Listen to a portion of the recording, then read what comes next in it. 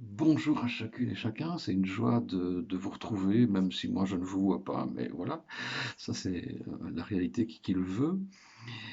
J'espère que vous allez bien. Euh, vous avez passé une bonne journée hier et qu'aujourd'hui sera encore une excellente journée, je le pense. On est dans la méditation sur le sujet de la paix. On en a parlé hier, cette différence entre cette guerre intérieure et puis cette paix qu'on souhaite, qu'on prononce peut-être. On parlait hier de garder son cœur, hein, plus que toute autre chose. On vraiment veiller là-dessus. Je ne vais pas y revenir parce que de toute façon, c'est enregistré. On peut le réentendre si on veut. Aujourd'hui, je voudrais qu'on poursuive un peu cette notion de rechercher la paix, de rechercher cette non-guerre. Et un des textes qui m'est apparu très vite, c'est Colossiens 3, les versets 1 à 17. Et je propose de le lire. Si vous voulez le lire avec moi, mettez sur pause, prenez votre Bible, on va y rester un peu, donc ce serait peut-être pas mal que vous puissiez le suivre avec moi. Faites pause maintenant et vous me rejoignez juste après. Colossiens 3. Si donc vous êtes ressuscité avec Christ, recherchez les choses d'en haut où Christ est assis à la droite de Dieu. Si donc vous êtes ressuscité avec Christ, euh, en Colossiens 2, 20, Paul disait, si vous êtes mort avec Christ aux principes élémentaires qui régissent le monde, pourquoi, comme si vous viviez dans le monde, vous soumettez-vous à toutes ces règles, etc. Euh, il y avait cette notion, si vous êtes mort avec Christ. Et ici maintenant, c'est si vous êtes ressuscité. Donc il y a cette notion en fait, Paul parle clairement de la conversion, hein, ce temps où on est en mode on meurt à soi-même, on meurt au péché, on meurt avec Christ sur la croix, quelque part en idée, hein, c'est un peu ça l'idée, on meurt avec Christ euh, et on ressuscite avec lui. Donc c'est quelque chose de spirituel qui s'établit. Hein. Euh, Nous étions en Christ sur la croix, c'est là tout le principe du salut offert en Christ à la croix. On meurt avec lui, on ressuscite avec lui, mais ça veut dire donc que si on ressuscite, on n'a plus la même vie. Et c'est là l'objet du début de ce chapitre 3 de Colossiens. Si donc vous êtes ressuscité avec Christ, recherchez les choses d'en haut. Logique. Où Christ est assis à la droite de Dieu. Attachez-vous aux réalités d'en haut et non à celles qui sont sur la terre. Cette notion d'attachement.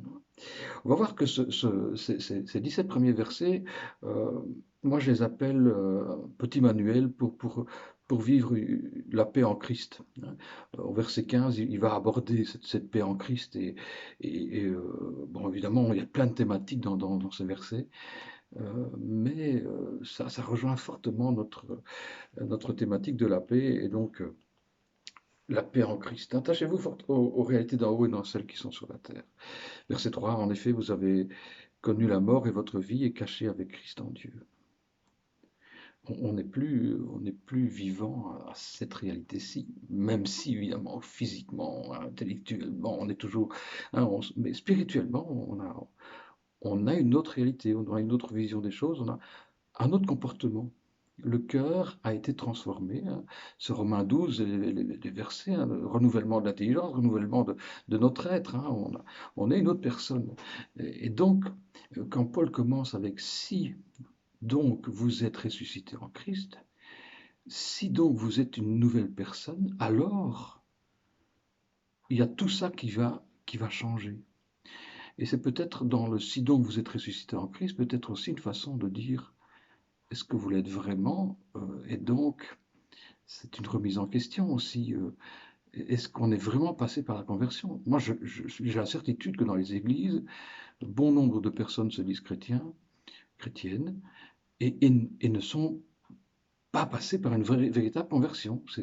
On a adhéré à quelque chose, à une ambiance peut-être, parce que bon, aujourd'hui, plus que jamais, hein, au niveau de l'ambiance, on est au top. Hein. Euh, Mais est-ce qu'on a adhéré juste à ça ou à peut-être une communion? Parce qu'en fait, on est content de se rencontrer. C'est mieux que le psy, hein, parce que le psy, on doit le payer. Bon, et puis là, on est en groupe, on peut partager ces petits bobos, et c'est très bien. Mais est-ce qu'on n'a pas loupé quelque chose? Est-ce qu'on n'a pas loupé l'essentiel d'une vraie relation avec Dieu, d'une vie vraiment transformée? Et donc, pas étonnant que le monde autour, quand il regarde l'Église, quand il regarde parfois nos vies, ils se disent, mais où elle est la différence, hein, parce que bah, il n'y a pas de paix en fait chez les chrétiens, hein. Ils se tapent l'un sur l'autre. Et je me remets en question moi-même, hein, donc on est tous dans le même bateau à ce niveau, on est tous dans la même remise en question. Verset 4, quand Christ notre vie apparaîtra, alors vous apparaîtrez aussi avec lui dans la gloire. Faites donc mourir en vous ce qui est terrestre, l'immoralité sexuelle, l'impureté, les passions, les mauvais désirs, la soif de posséder qui est une idolâtrie. Une idolâtrie parce qu'en fait, là, à force de vouloir posséder, d'autres traductions parlent de l'avarice ou la cupidité, on est dans le mode j'adore mammon, en fait, hein, c'est plus Dieu, mais bien, mes affaires à moi, toujours plus grand. Bon. C'est à cause de cela, verset 6, que la colère de Dieu vient sur les hommes rebelles. Vous aussi, autrefois, lorsque vous viviez parmi eux, vous marchiez dans ces péchés. Donc, clairement, aujourd'hui, vous êtes ressuscité à Christ. Donc, autrefois, c'était une autre vie. Si la vie d'autrefois est la même qu'aujourd'hui, il faut se poser des questions. Mais maintenant, renoncez à tout cela, à la colère, à la fureur, à la méchanceté, à la calomnie, aux grossièretés qui pourraient sortir de votre bouche.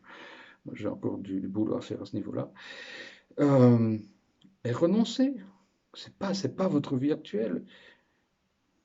Ne mentez pas les uns aux autres, car vous êtes dépouillés du vieil homme ou de la vieille femme, hein. Il faut enlever tout le genre ici, hein. Euh, vous êtes dépouillés de votre ancienne nature, de qui vous étiez avant et de ses manières d'agir.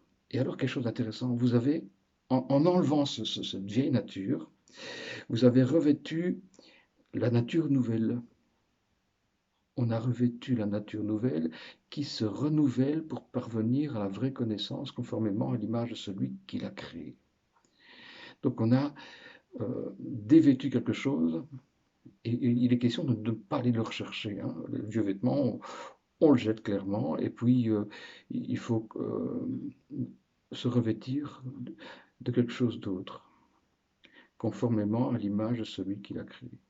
Il n'y a plus ni juif, ni non-juif, ni circoncis, ni incirconcis, ni étranger, ni sauvage, ni esclave, ni homme libre, mais Christ est tout et en tous. Nous, on a l'art de faire des petites distinctions encore, hein. Ainsi donc, en tant qu'être choisi par Dieu, saint, bien-aimé, revêtez-vous de sentiments de compassion. Voilà ce dont on doit se revêtir, s'habiller. Sentiments de compassion, de bonté, d'humilité, de douceur, de patience. Tout un programme, hein. Supportez-vous les uns les autres, et si l'un de vous a une raison de se plaindre d'un autre, pardonnez-vous réciproquement, tout comme Christ vous a pardonné, pardonnez-vous vous aussi. En fait, la thématique que je voulais aborder aujourd'hui, c'est celle-là. Pour vivre une vraie paix, on doit d'office passer par une véritable conversion, hein, une véritable mort en Christ et une résurrection en Christ, et on doit vivre le pardon. Je ne peux pas être en paix si je n'arrive pas à pardonner. Alors le pardon, c'est clair, c'est difficile parce que quand on a subi quelque chose d'horrible, qui paraît insurmontable, insupportable pour nous, on se demande mais comment je peux pardonner celui-là, celle-là qui m'a fait autant de mal. Ça c'est vraiment quelque chose de très difficile. Le pardon, c'est pas accepter le mal qui a été fait. c'est ne pas s'enfermer dans la prison de l'autre. C'est décider de remettre ça entre les mains de Dieu. Euh, on n'est pas là pour juger. Laissons le jugement à Dieu. Ça, c'est Romains 12, 14 à 21. Je pensais le lire, mais je vois déjà le temps qui file. Donc, relisez ce texte, Romains 12, 14 à 21. Euh, si on ne pardonne pas, on cloisonne le verbe aimer. On met ce verbe aimer en prison. On se met soi-même en prison. On met l'autre en prison, mais on se met soi-même avec l'autre en prison parce qu'on ne le libère pas. Euh, donc, Romains 12, 17 dit, pour autant que ça dépend de vous, soyez en paix avec tout homme. Hein. Donc, si ça dépend de moi, il faut que je vive cette paix. Je dois rechercher cette paix. Être, comme dit ce chant que je vais chanter juste après, être ouvrier de paix, bâtisseur d'amour. Pardonnez-vous réciproquement, tout comme Christ vous a pardonné. On n'est pas là pour pour juger. Romains 12 va clairement dans ce sens-là. Laissez la colère, laissez le jugement à Dieu. Et ce texte aussi de Colossiens 3 va aussi dans le même sens. Au verset 25, il dira, celui qui agit injustement recevra le salaire de son injustice. Il n'y a pas de favoritisme, donc il y aura à un moment donné un jugement, que ce soit un jugement humain, que ce soit parce que Dieu a établi aussi des autorités humaines qu'on doit respecter, hein, Romains 13. On doit aussi compter sur la grandeur de Dieu qui nous dépasse et qui lui peut juger justement parce que nous on va juger et on juge avec nos petites capacités, avec nos interprétations, notre petite nature humaine. Pardonnez-vous réciproquement, tout comme Christ vous a pardonné, pardonnez-vous aussi, mais par-dessus tout cela, revêtez l'amour. Donc on a déjà des vêtements là, et par-dessus revêtre l'amour. Parce que l'amour, c'est justement cet habit qui va me protéger, qui va peut-être protéger l'autre aussi, hein, euh, qui va justement être là comme ce survêtement qui me dit, ça c'est le contact que je vais avoir avec les autres, c'est l'amour. Je ne peux pas être en mode jugement, en mode condamnation. Le vrai contact par rapport aux autres, ça ne peut être que l'amour. L'amour qui est le lien de la perfection, nous dit le texte. Et là, au verset 15, que la paix de Christ à laquelle vous avez été appelés pour former un seul corps, il n'y a qu'une seule église, 36 dénominations, et chacun a sa petite raison, chacun a sa petite vérité. Hein. Ça, c'est pas grave, mais l'important, c'est que là-haut, il n'y a qu'un ciel, hein, il n'y a pas. Bon. Donc, il y a une seule église, l'église corps de Christ, et donc, il faut apprendre déjà à vivre ensemble. Que la paix de Christ, à laquelle vous avez été appelés pour former un seul corps, que la paix de Christ règne dans votre cœur. C'est la paix de Christ qui doit régner, donc qui doit être sur le trône. C'est pas moi, ma petite colère, qui doit d'office dominer ma vie. Hein. Et souvent, on est là avec cette colère qui va dans tous les sens. Que la parole de Christ habite en vous dans toute sa richesse. Instruisez-vous, avertissez-vous les uns les autres en toute sagesse par des psaumes, par des hymnes, par des cantiques spirituels. Chantez pour le Seigneur de tout votre cœur sous l'inspiration de la grâce. Quoi que vous fassiez en parole ou en acte, faites tout au nom du Seigneur, en exprimant par lui votre reconnaissance à Dieu le Père. On est là avec un texte fort, parce que ce texte-là, il nous dit, au lieu de calomnier, mais chante des cantiques, mets dans ton cœur autre chose. Petit chant. Seigneur, fais de nous des ouvriers de paix.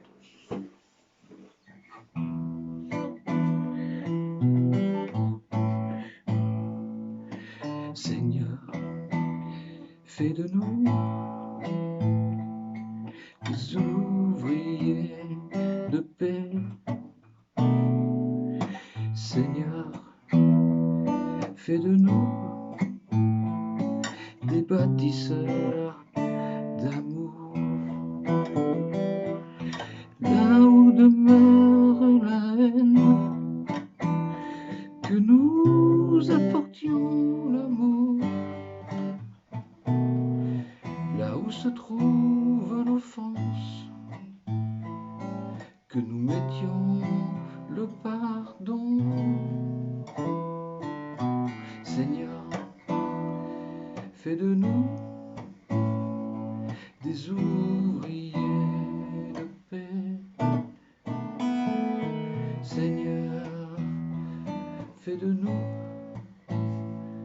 des bâtisseurs d'amour.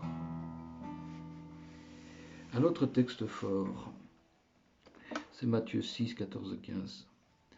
Si vous pardonnez aux autres leurs offenses, si vous pardonnez aux autres le mal qu'ils vous ont fait, c'est la version français courant, si vous pardonnez aux autres le mal qu'ils vous ont fait, votre Père Céleste vous pardonnera aussi.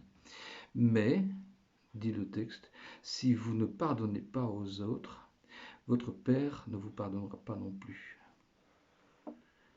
Si donc vous êtes ressuscité en Christ, si donc vous êtes né de nouveau, ça doit aller de soi. On a trop de confinement, trop de confinement entre nous par nature. Le confinement actuel, je crois qu'on le vit parfois déjà dans le quotidien parce qu'on se met des barrières. Et donc il faut peut-être faire tomber tous ces murs de jugement, de haine, etc. C'est aussi le temps de confinement vrai que nous vivons, c'est peut-être aussi justement un temps où je ne vois pas l'autre que je ne peux pas voir, que je ne peux pas sentir, je ne peux pas le voir celui-là. Ben voilà, là vous ne le voyez pas, vous ne le voyez vraiment pas parce que c'est le temps du confinement, sauf si l'autre c'est justement celui ou celle avec qui vous habitez, alors là évidemment. Mais justement, dans ce temps de confinement où je ne vois pas l'autre, que je ne peux pas voir, parce que j'ai encore une rancœur, est-ce qu'il ne serait pas temps de se dire, Seigneur, fais de moi un ouvrier de paix, une ouvrière de paix, fais de moi quelqu'un qui va vraiment vivre la grâce, mais pas juste une grâce que je reçois, que je ne fais que recevoir, une grâce qui se vit, qui transpire de mon être. Euh, j'ai pensé à un autre chant, il y a déjà 17 minutes de vidéo. Alors vous pouvez quitter ici hein, si c'est déjà trop long. Je vous dis à bientôt pour une nouvelle rencontre dans ma salle de bain. Sinon, bah, moi je continue un peu avec ceux qui le souhaitent. Pardon d'avoir jugé une prière. J'ai besoin de mon petit capot. Le capot, c'est un petit instrument qui permet de tricher quand on ne sait pas jouer de la guitare.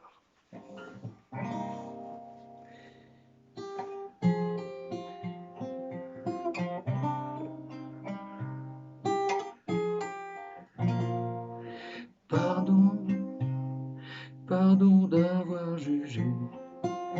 Pardon, pardon d'avoir condamné. Pardon, pardon d'avoir blessé. Pardon, pardon d'avoir critiqué. C'est vrai, mon cœur est tortueux. C'est vrai, il est dur et orgueilleux. Et sans toi, je ne peux pas changer. Seigneur, viens m'apprendre à aimer. Pardon de mépriser mes frères. Pardon de rester là sans rien faire. Pardon, c'est mon cœur qui te prie. Pardon, oh viens purifier ma vie. C'est vrai, mon cœur est tortueux. C'est vrai, il est dur et orgueilleux. Mais sans toi, je ne peux pas changer. Seigneur, viens m'apprendre à aimer. Seigneur, viens m'apprendre à aimer. Seigneur, viens m'apprendre à aimer. À bientôt pour une prochaine petite méditation dans ma salle de bain. J'espère, je vais faire plus court. N'hésitez pas à mettre un commentaire si vous trouvez que c'est vraiment trop long et que n'hésitez pas à réagir par rapport à ça, par rapport au temps que je prends dans vos matinées. Je ne suis pas là pour vous ennuyer, je suis là vraiment pour partager quelque chose et vraiment, ce serait dommage de louper le truc juste parce que le temps est trop long, etc. Voilà, donc n'hésitez pas à commenter dans tous les sens d'ailleurs. À bientôt en tout cas et bonne journée à chacun, à chacune de vous.